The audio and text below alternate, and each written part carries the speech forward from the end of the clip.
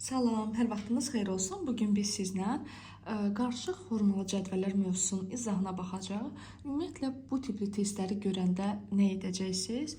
Bu tipli suallar cədvəl mövzusuna aiddir, ancaq işlənmə qaydası azca fərqlidir. Yəni, hər misalın özünə uyğun həlli var. Yəni, baxın, tutaq ki, burada verirsiniz, görürsünüz bu xanaya 2 verib, düzdür. Bu 2-nin nəyə görə burada verildiyini tapmaq lazımdır. Necə tapırıq? Yəni, burada baxırsınız ki, 2-yə qonşu olanlar buradır, buradır, düzdürmü? Demək, 2-yə qonşu olan A xanaların sayını göstərir. 2-yə qonşu olan xana nə qədərdir? 1, 2 yazdı bura. Baxın, bu 7 nə üçündür? 7 neçə dənə xana birləşir? Bax, onun sayıdır. A xana 1, 2, 3, 4, 5, 6, 7. Məsələn, bu 6-ya bax. Neçə dənə A xana buna birləşib? Onun sayıdır. 1, 2, 3, 4, 5, 6. İstənilən ədəddə ödəyir. Bax, məsələn, bu 5-i niyə verib burada? 1, 2, 3, 4, 5. Aydın oldu. İndi keçirsən, məsələn, bu 2-yə bax. 2-ni niyə verib? Neçə dənə A xana birləşib? 1, 2.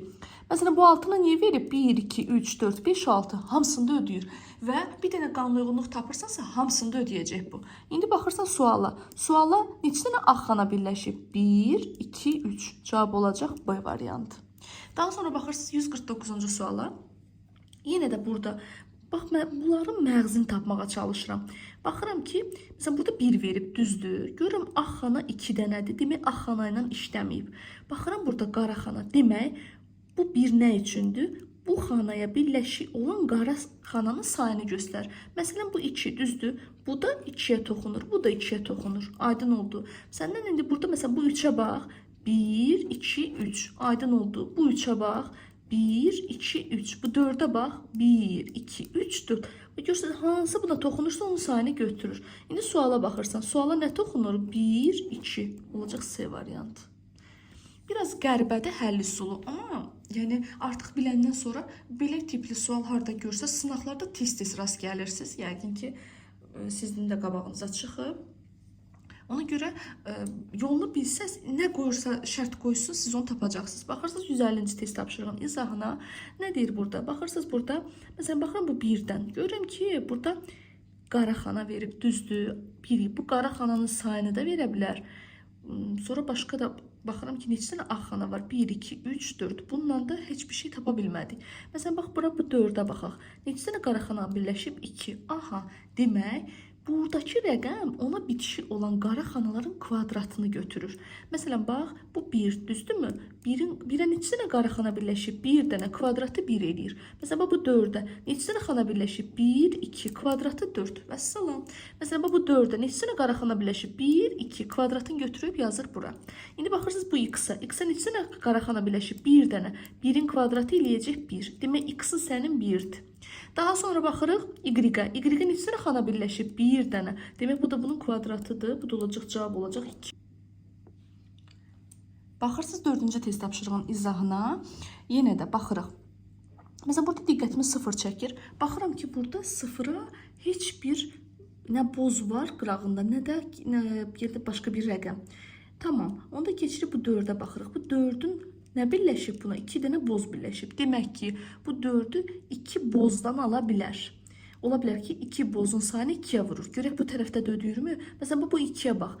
2-yə neçə dənə boz birləşib? 1 dənə. 1 2-yə vurdu 2. Vəssalam. Məsələn, bu 6-ya neçə dənə boz birləşib? 1, 2, 3. 3 2-yə vurdu 6. Məsələn, bu 4-ə neçə dənə boz birləşib? 2 dənə. 2-ni 2-yə vurdu, oldu 4. İndi baxırsan bu suala. Suala neçə dənə boz birləşib? 1 dənə. 1 2-yə vuracaqsan 2. Cavab olacaq A variantı. Sonra baxırız 5-ci suala. Burada nə edir? Baxırıq burada. Yenə də eyni qaydada diqqətimiz 0 çəkir. Baxıram ki, 0-ın ətrafında heç bir şey yoxdur. Bu 0-ın ətrafında heç bir şey yoxdur. Demək, nə edir? Baxın, məsələn, bu 1-ə baxırsınız. 1-in ətrafında neçə dənə dolu xana var? 1 dənə. Düzdürmü? Məsələn, bu 0-ın ətrafında neçə dənə dolu xana var? 0. Bu 2-nin ətrafında neçə dənə dolu xana var? 2 dənə. 1, 2. Bu 1-in ətrafında neçə dənə dolu xana var? 1 dənə. Daha sonra baxırsınız burada sualın yerinə. Sualın yerinə neçə dənə bura dolu xana var? 0. Ona görə cavab olacaq B variantı. Baxırsınız 6-cı test tapşırığın izahına. Baxıram burada nə edir? Baxıram, məsələn, burada 10 verib, düzdür. 10-a birləşib 3 dənə ağ xana, 1 dənə də qara xana, düzdür? Məsələn, baxıram bura 27-yə. Nə birləşib bura? 1, 2, 3, 4, 5, düzdürmü? 5 dənə ağ xana, 2 dənə də qara xana. Demək ki, burada nə edir? Ağ xanaların ağın kvadratı plus qara xananın sayı. Düzdür? Baxırıq məsələn, burada 28-ə görə bizim tapdığımız üsul həqiqətənmi düzdür? 1, 2, 3, 4, 5, yəni 5-in kvadratı plus 3 eləyib 28. İstəniləndə ödəyir. Baxırsınız, bura 11.